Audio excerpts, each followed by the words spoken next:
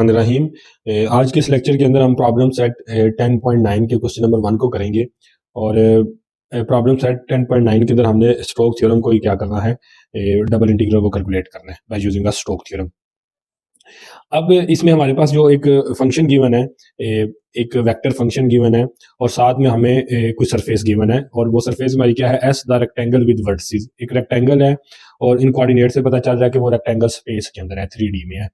तो सबसे पहली बात यह है कि सरफेस जो हमारे पास स्टोक थ्योरम को कैलकुलेट करने के लिए या डबल इंटीग्रल को कैलकुलेट करने के लिए हमें दो चीजें चाहिए होती हैं। एक हमें क्या चाहिए, कर्ल ऑफ एफ चाहिए होगा और दूसरा हमें क्या चाहिए होगा, एन जो है ये नॉर्मल यूनिट वेक्टर चाहिए होगा। ठीक हो गया। ये दो चीजें हमें मालूम हो जाएं तो हम क्या करेंगे, अपने डबल इंटीग्रल को एवेलुएट कर लेंगे। तीसरी हमें लिमिट्स ऑफ इंटीग्रेशन भी चाहिए होगी, लिमिट्स ऑफ इंटीग्रेशन ये भी जरूरी है। ठीक है, तकरीबन ये तीन चीजें हैं जो जिनकी अंडरस्टैंडिंग भी जरूरी है और जिनको फाइंड करने के लिए हमें सरकमस्टांसेस को देख के उस हिसाब से ये एन को हम फाइंड करेंगे और लिमिट ऑफ इंटीग्रेशन को फाइंड करेंगे। कर्ल ऑफ एफ तो सिंपल ऑपरेटर है कि आप इसके। एक और इंपॉर्टेंट बात है कि जो हमारे पास ये जो स्टोक थ्योरम है इसको हम दो तरीकों से यूज कर सकते हैं। तो सबसे पहले हम इसको डिस्कस कर लेते हैं कि हम इसको किस किस तरीके से यूज कर सकते हैं। तो स्टोक थ्योरम को हम स्टोक्स थ्योरम को पहले हम इसकी स्टेटमेंट लिख लेंगे। इसकी मैथमेटिकल फॉर्म क्या है, डबल इंटीग्रल, ये सरफेस है, curl of F dot N.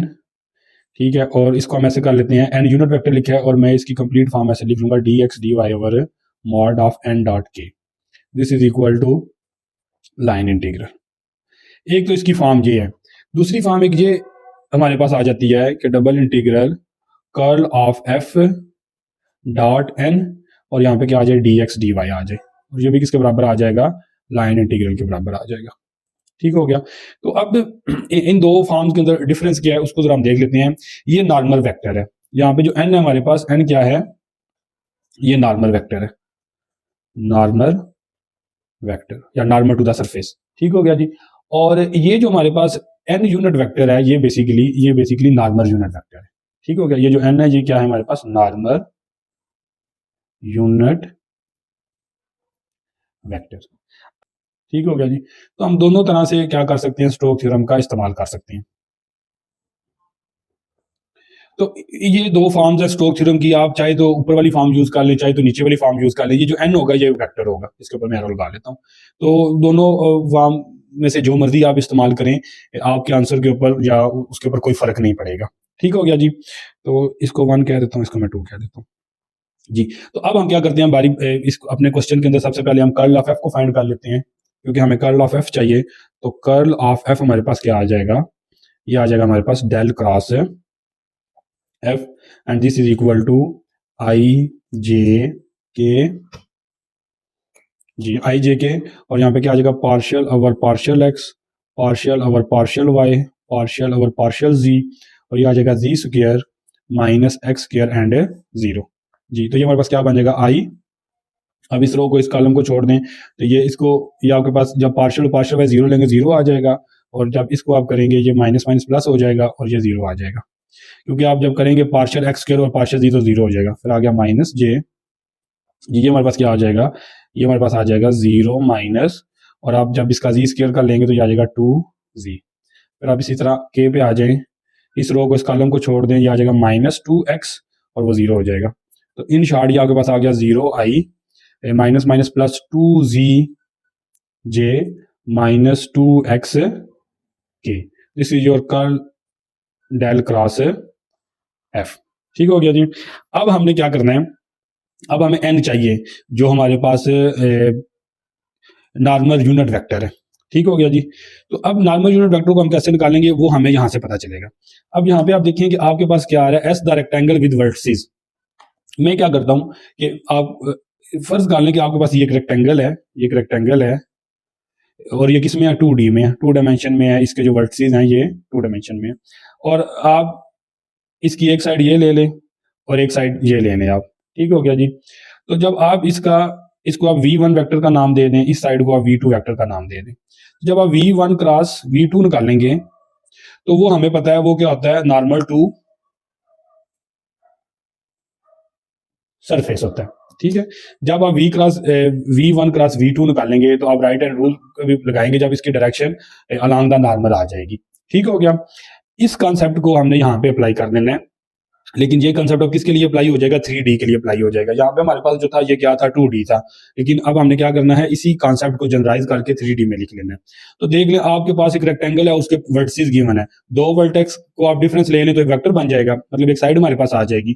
तो आप लेट कर लें कि हमारे पास जो है, जो वेक्टर V1 है वो हमारे पास क्या आ जाएगा, वो हमारे पास आ जाएगा, इन दोनों को आप आपस में माइनस कर लें तो ये आपके पास क्या बन जाएगा, 1 0 0 माइनस 0 0 0। तो ये आपके पास क्या बन जाएगा, 1 माइनस 0 1, तो ये आई आ जाएगा, और ये माइनस 0 j और माइनस 0 k, ये आपके पास क्या बन गया, vector V1।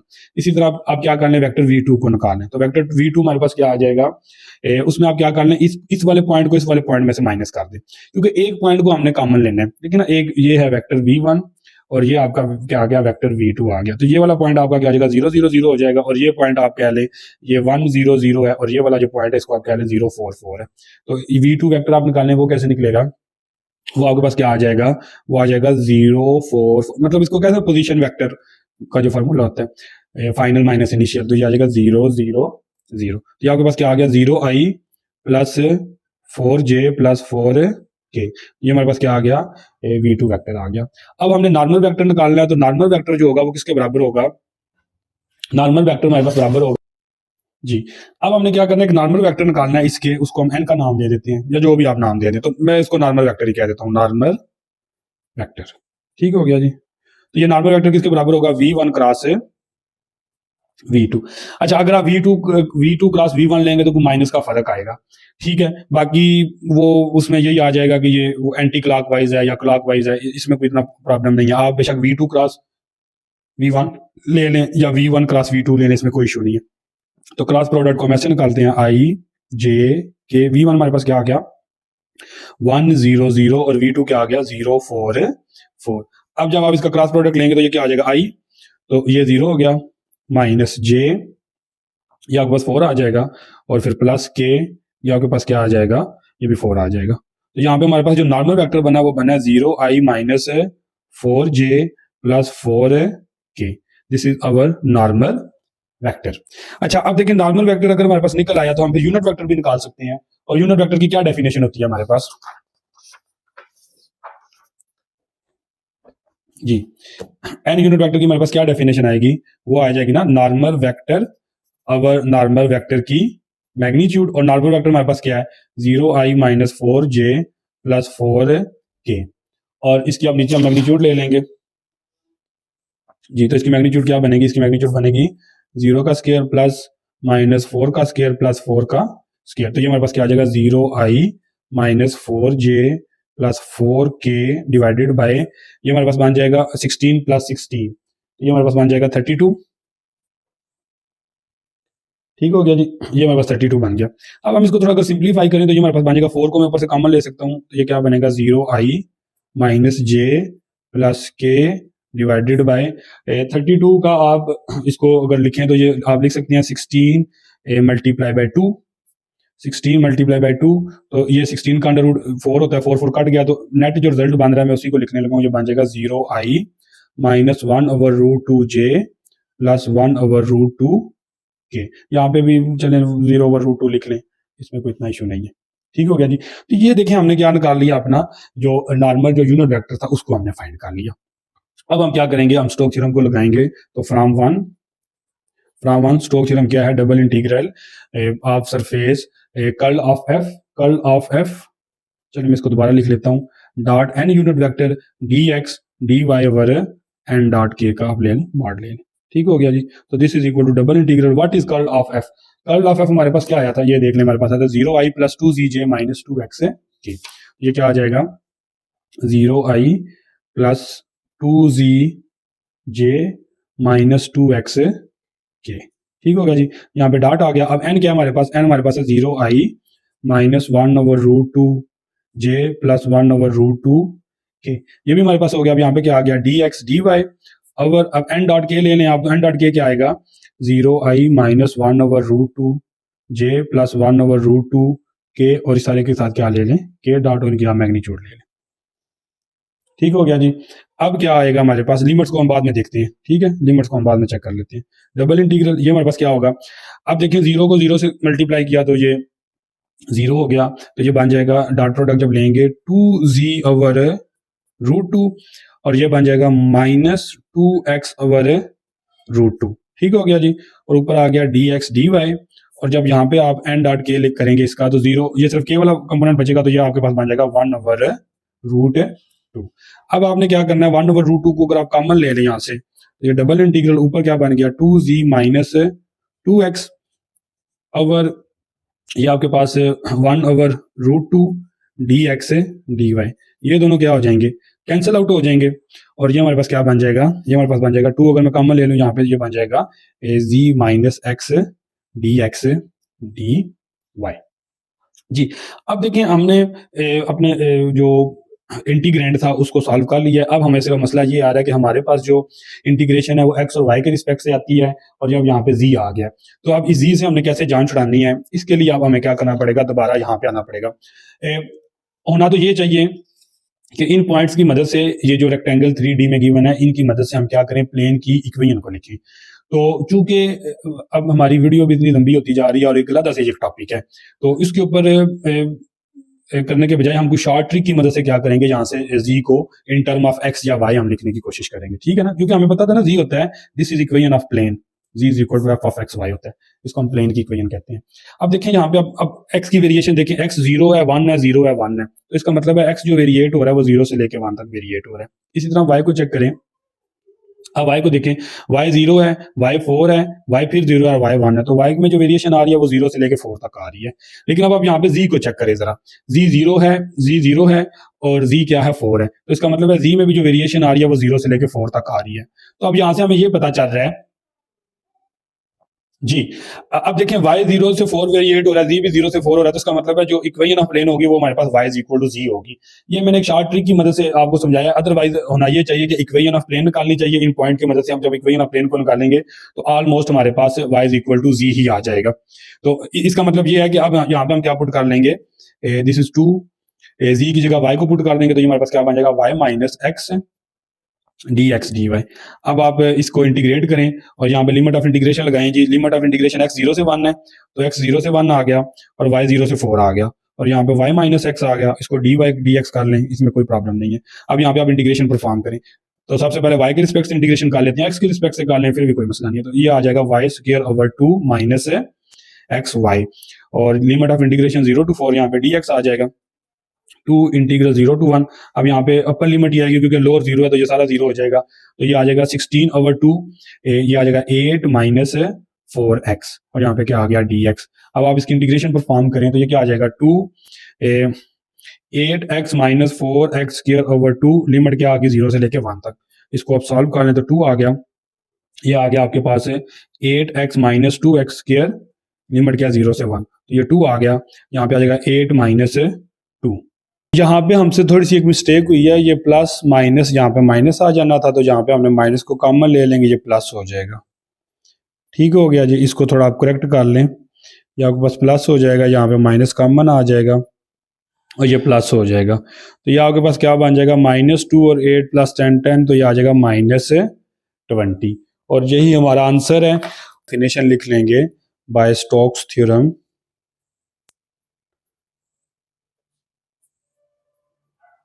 Bye Stokes theorem, ये हमारे पास क्या आ जाएगा, this is curl of f dot n dx dy over n dot k, and this is equal to line integral f dot dr। अच्छा, अगर आप दूसरा यहाँ पे अगर सिर्फ n यूनिट वेक्टर को नहीं यूज करना चाहते, n वेक्टर को यूज करना चाहते हैं, तो वो भी आप कर सकते हैं, फिर ये जो नीचे होगा जो मॉड ऑफ n डॉट किया है, इसको लिखने की जरूरत नहीं है। ठीक हो गया जी। अब हमें f गिवन है, हम फटोफट क्या करेंगे, पहले कर्ल ऑफ f को निकालेंगे, क्योंकि हमें यहाँ पे दो ही चीजें निकालनी है, कर्ल ऑफ f हमें पता चल जाए, दूसरा नॉर्मल जो यूनिट नॉर्मल वेक्टर है वो पता चल जाए, तीसरा हमें लिमिट्स पता चल जाए। तो हम सबसे पहले कर्ल ऑफ f को निकालेंगे, तो ये आ जाएगा i j k and this is partial over partial x, partial over partial y and partial over partial z. अब पहला कंपोनेंट क्या है, -13 साइन वाई, दूसरा क्या है जी 3 साइन हाइपरबोला जी, और चौथा आपके पास क्या तीसरा क्या आ गया, एक्स आ गया। ठीक हो गया। अब इसको फटाफट सॉल्व करें तो ये क्या बन जाएगा, आई जी, ये वाला क्या हो जाएगा, इसको आप करें तो ये 0 हो जाएगा, माइनस, और इसका क्या आ जाएगा 3 कॉस हाइपरबोला जी, फिर माइनस जे आ गया, ये रो ये कॉलम छोड़ दें 1, माइनस ये आपके पास बन जाएगा 0, प्लस के, ये आपके पास क्या आ जाएगा, इसको छोड़ें ये 0 हो गया, और 0 माइनस, और ये माइनस प्लस 13, और साइन वाई का डेरिवेटिव क्या होता है, कॉस वाई। तो ये आपके पास जो कर्ल ऑफ एफ बनेगा वो बनेगा -3 कॉस हाइपरबोला जी आई माइनस जे प्लस 13 कॉस वाई जी, कॉस वाई के। तो ये हमारे पास कर्ल ऑफ एफ आ गया। अब इसी तरह से हमने क्या करना है, यहाँ से नॉर्मल वेक्टर निकालना है, और नॉर्मल वेक्टर के लिए मैंने आपको बताया हुआ है कि v1 cross v2, 2 points given है तो वेक्टर बना लें, तो v1 वेक्टर क्या हमारे पास बन जाएगा, इसको मैं डायरेक्ट ही करूँगा, आप इसको फाइनल कह दें, इसको इनिशियल कह दें, तो 4-0 चलें, 4-0 आई प्लस 0-0 जे प्लस 2-2 के। तो v1 वेक्टर क्या बन गया, 4i प्लस 0j प्लस 0 के।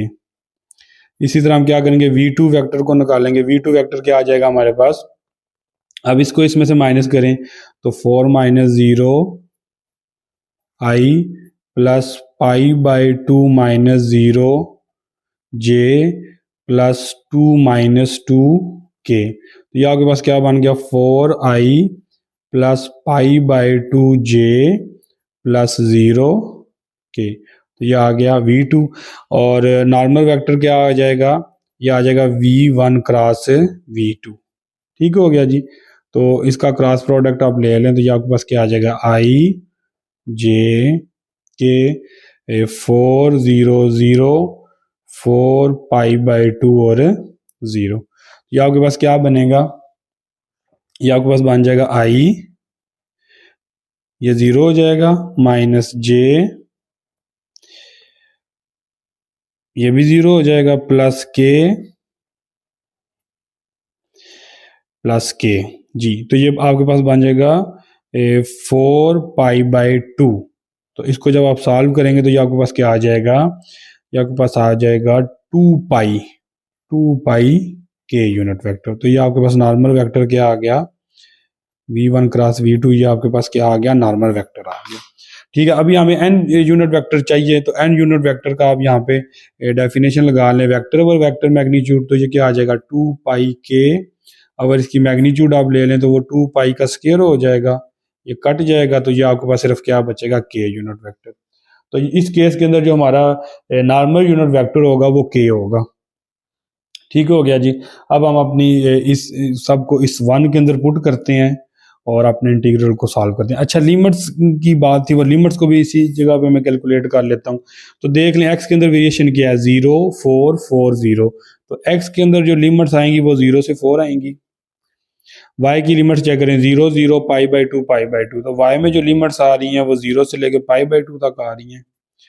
और जी को चेक करें, 2 2 2 2। तो जी हमारे पास क्या आ गया, 2 आ गया। इसका मतलब ये है कि जी हमारे पास यहाँ पे क्या है, फिक्स है। ठीक है जी।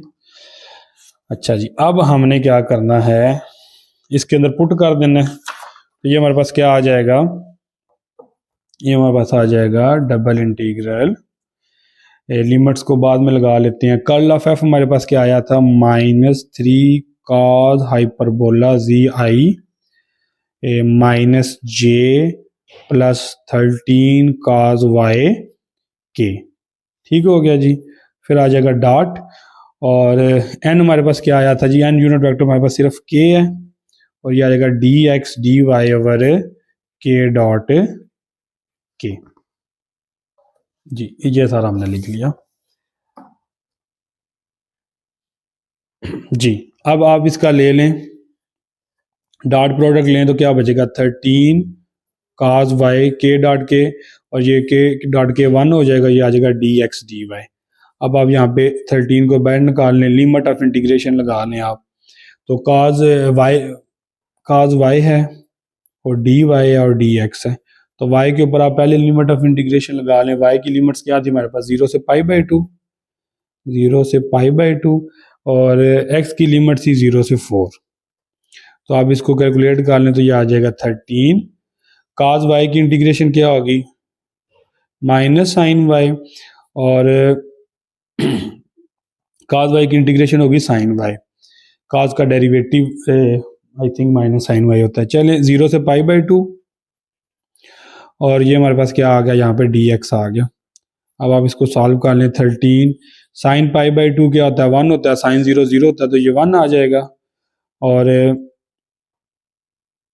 जहाँ पे इंटीग्रेशन भी आएगी ना 0 से 4, 1 आ गया, और इंटीग्रेशन आ गई 0 से 4 dx, ये कट गया, तो ये आपके पास आ जाएगा 13 मल्टीप्लाई बाय 4।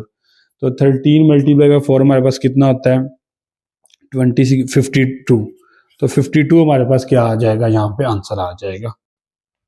बिस्मिल्लाहिर्रहमानिर्रहीम।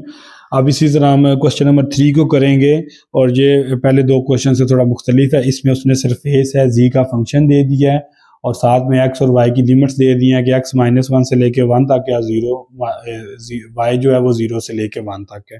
तो सबसे पहले हम स्टोक थ्योरम की डेफिनेशन लिख लेंगे। तो बाय स्टोक्स थ्योरम, क्योंकि इस सब में हमने स्टोक थ्योरम को एवेलुएट करना है, या फिर लाइन इंटीग्रल को एवेलुएट करना है by using the Stoke theorem. तो this is equal to double integral s curl of f dot n unit vector dx dy over mod of n dot k, and this is equal to line integral. इसको आप 1 का नाम दे, ठीक हो गया जी। अब हमने क्या करना है, कर्ल ऑफ f को फटोफट कैलकुलेट कर लेते हैं। तो curl of f is equal to i j k partial over partial x partial over partial y partial over partial z e की पावर माइनस z e की power minus z cos y, और इसी तरह e की power minus z sin y। तो आप फटोफट इसका कर लें तो ये क्या आ जाएगा i, इसको छोड़ दें तो ये आपके पास बन जाएगा साइन का e की पावर माइनस z, और साइन का डेरिवेटिव होता है cos y। इसके बाद आ जाएगा प्लस e की power minus z cos y minus j, ये आपके पास क्या आ जाएगा 0, और यहाँ पे आपके पास क्या आ जाएगा, इसको छोड़ दें तो ये आपके पास आ गया 0, और ये आपके पास आ जाएगा प्लस e की पावर माइनस z। इस तरह हमारे पास क्या आ जाएगा प्लस k, और ये हमारे पास क्या आ जाएगा 0 और 0, ये 0 हो जाएगा हमारे पास। तो हमारे पास क्या बना, जो हमारे पास कर्ल बना वो बना, ये 2 टाइम हो जाएगा, 2 टाइम e की power minus z cos y, और ये माइनस अलॉन्ग i, और माइनस e की minus z along j plus 0 के। तो ये हमने बेसिकली क्या निकाल लिया, कर्ल ऑफ f को हमने फाइंड कर लिया। अब हमने क्या करना है, n को निकालना है। तो देखिए यहाँ पे n को निकालने के लिए अब हमने वो रेक्टेंगल वाला फार्मूला नहीं यूज करना, बल्कि हमें पता है जो n जो नॉर्मल यूनिट वेक्टर होता है वो किसके बराबर होता है, grade of f over grade of f का मैग्नीट्यूड। अब f हमारे पास क्या होगा, ये हमारे पास f होगा, f हमारे पास क्या आ जाएगा z minus Y square over 2। आप ऐसे भी कर सकते हैं, या Y square over 2 minus Z भी कर सकते हैं। इसमें जस्ट वो पॉजिटिव और नेगेटिव सरफेस, जब हमने start of the course surface की बात की थी कि एक को हम कन्वेंशनली पॉजिटिव कह देते हैं, एक साइड को नेगेटिव कह सकते हैं। तो आप Y square over 2 minus Z भी कर सकते हैं, और जी माइनस वाई स्क्वायर ओवर 2 भी कर सकते हैं, इसमें कोई प्रॉब्लम नहीं है। तो अब ये इसका आप ग्रेडियंट लेंगे, दिस इज स्केलर फंक्शन है, we take the grad of F and this is equal to partial over partial X Z minus Y square over 2 along I plus partial over partial Y z minus Y square over 2 along j plus partial over partial z minus Y square over 2 along k unit vector divided by जो इसका है magnitude वो बाद में हम लेंगे। तो ये हमारे पास क्या बन जाएगा, अब x के रिस्पेक्ट इसका डेरिवेटिव 0 तो ये 0i हो गया। ये क्या बन गया, ये हमारे पास 2y हो गया, 2 कट गया तो ये आ गया yj, और यहाँ पे हमारे पास क्या होगा प्लस ये z के रिस्पेक्ट से तो 1k आ जाएगा। अब आप इसका क्या ले लें, इसका नीचे मैग्नीट्यूड ले लें तो ये आपके पास क्या बन जाएगा magnitude y square plus 1।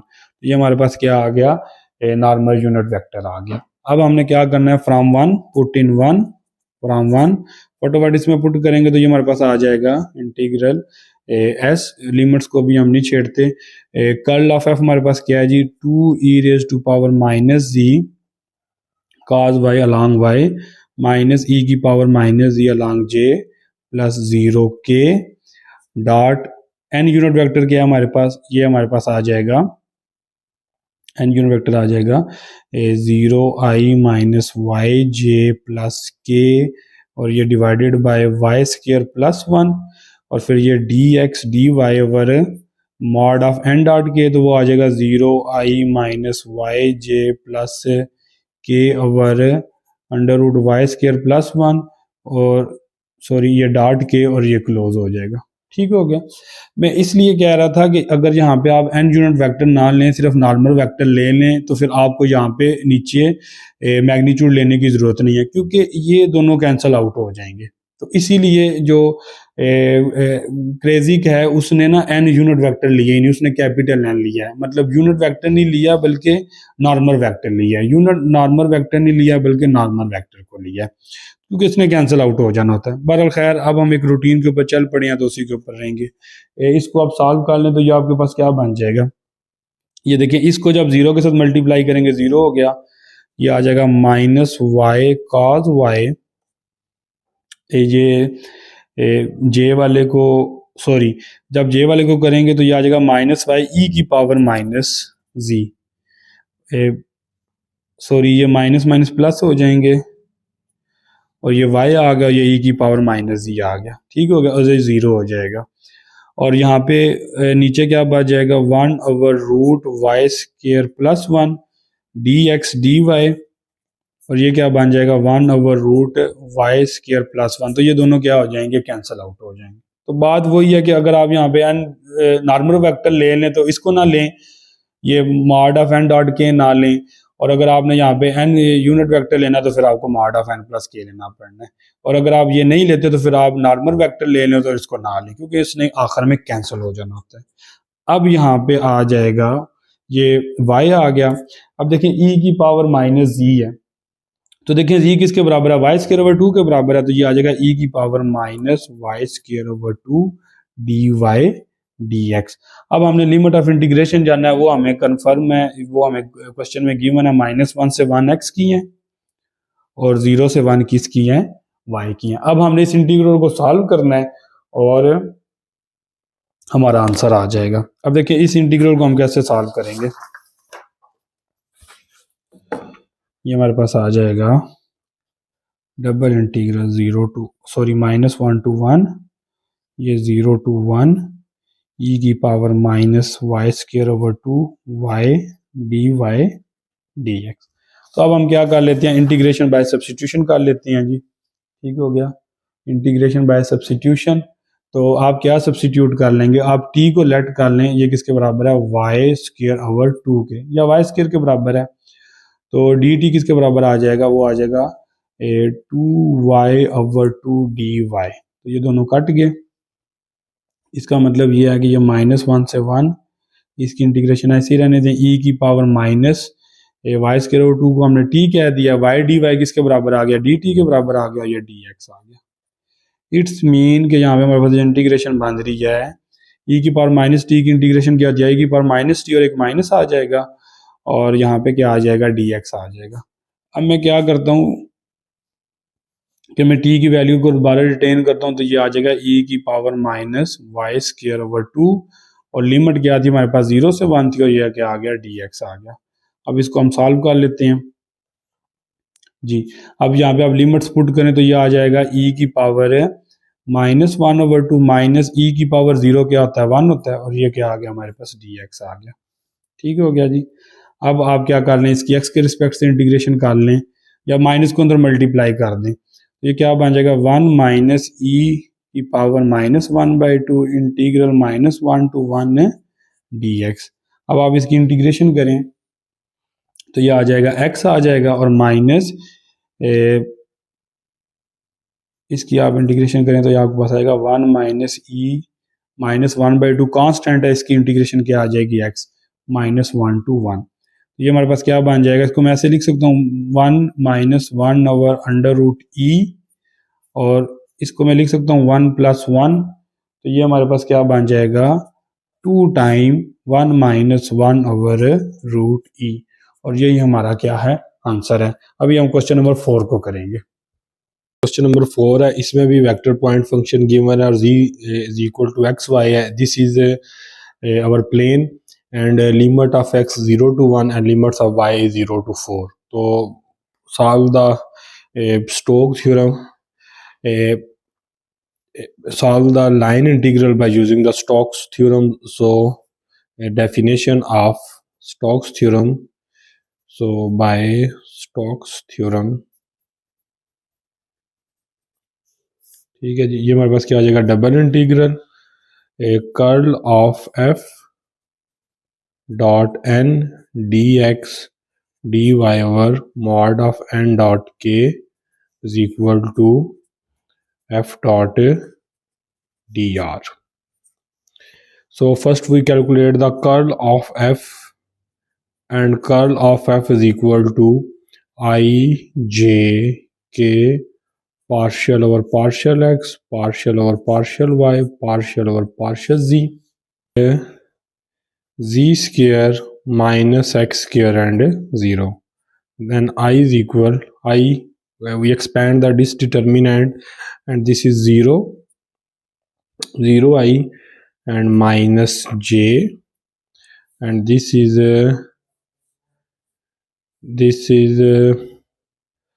a minus 2z plus k,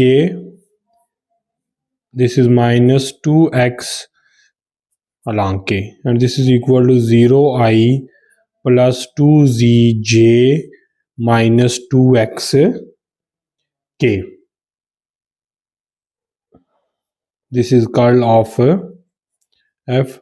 Now we find the n unit vector, and this is equal to grade of f over grade of f magnitude, and this is equal to partial over partial x, and what is f?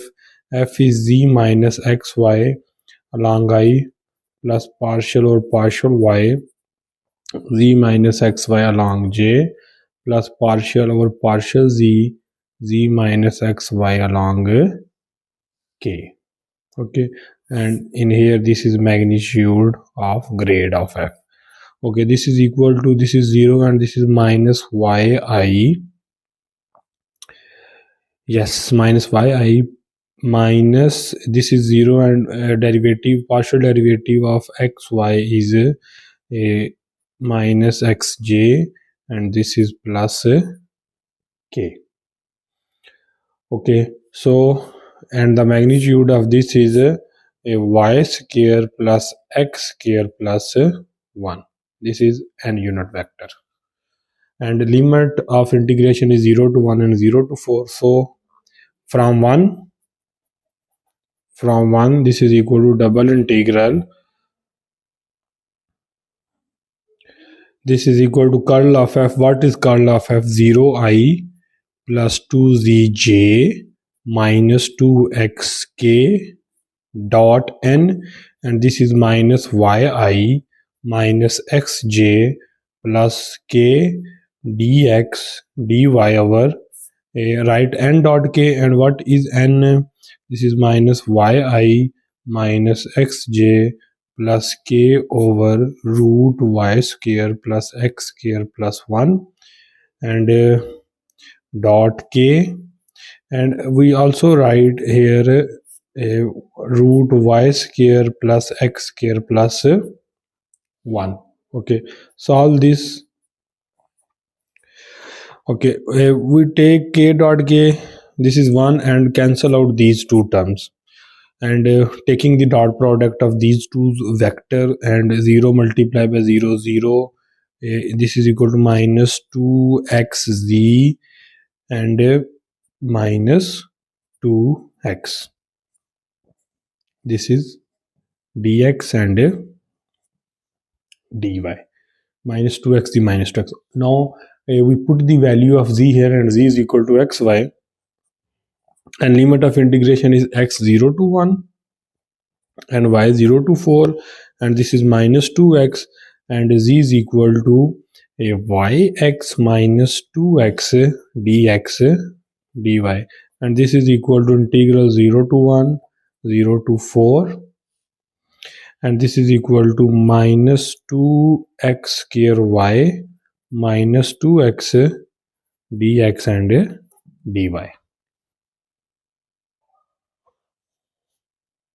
Okay, so first we integrate with respect to, we take the minus 2 common here, and this is equal to integral 0 to 1, integral 0 to 4, and we take the minus 2 common, then this term become a x square y plus x, and this is dy and this is dy and dx.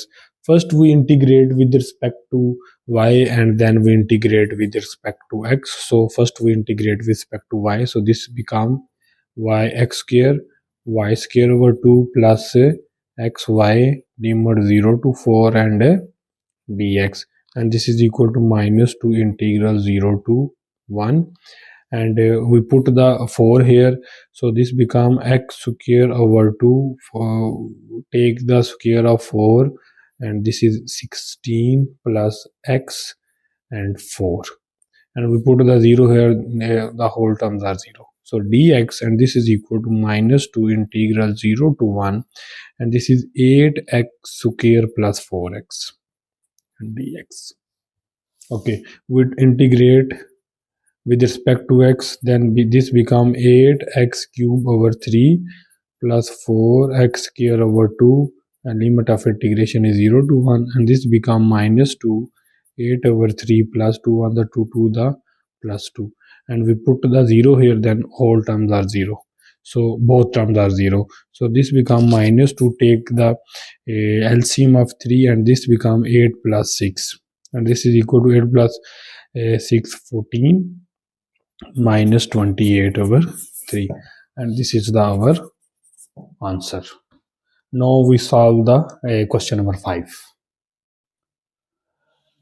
जी अभी हम question number 5 को करेंगे। इसमें हमारे पास vector function given है, x की limit 0 से a है, y की लिमिट भी 0 से है, और z यहाँ पे हमारे पास क्या है 1 है।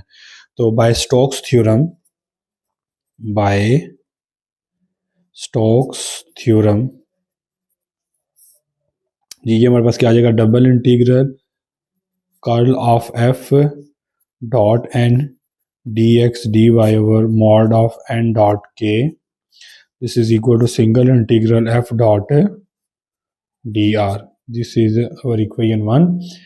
Okay, first we find the curl of f, and what is curl of f? This is equal to I j k, and this is equal to z square, partial by partial x, partial by partial y, partial by partial z, z square 3 by 2x and 0. So we solve this, and this becomes 0 I minus 2z j plus 3 by 2 k. This is curl, and now we find the normal vector, and this is equal to grade of f over grade of F की magnitude. तो grade of F क्या जी, यहाँ पे हमारे पास 1 है, तो ये आ जाएगा partial over partial X Z minus 1 I plus partial over partial Y Z minus 1 J plus partial over partial Z minus 1 K. ठीक होगा, और नीचे इसकी मैग्नीट्यूड, ये हमारे पास आ जाएगा ये 0 ये 0 ये 1 आ जाएगा, तो ये आ जाएगा के, और के की जो मैग्नीट्यूड होती है वो हमारे पास 1 नहीं होती है क्योंकि यूनिट वेक्टर है। तो ये हमारे पास क्या बन गया, एन जो आ गया वो के के बराबर आ गया। ठीक हो गया। अब यहाँ पे आप लिमिट्स पुट कर दें, एक्स की लिमिट क्या है 0 से ए, वाई की लिमिट्स क्या है 0 से ए, और कर्ल ऑफ एफ हमारे पास क्या आया था, कर्ल ऑफ एफ हमारे पास ये आया था। इसका जब हम इसके साथ डॉट लेंगे तो सिर्फ हमारे पास 3/2 बच जाएगा, और यहाँ पे डी एक्स डी वाई आ जाएगा, और मॉड ऑफ के डॉट के आ जाएगा। के डॉट के किसके बराबर होता है, ये 1 के बराबर होता है। तो ये हमारे पास आ गया 3/2 integral 0 to a integral 0 to a D X and D Y. तो ये हमारे पास आ जाएगा 3/2 x 0 to a y 0 to a, this is equal to 3/2 a dot a, and this is equal to 3/2 a square। और ये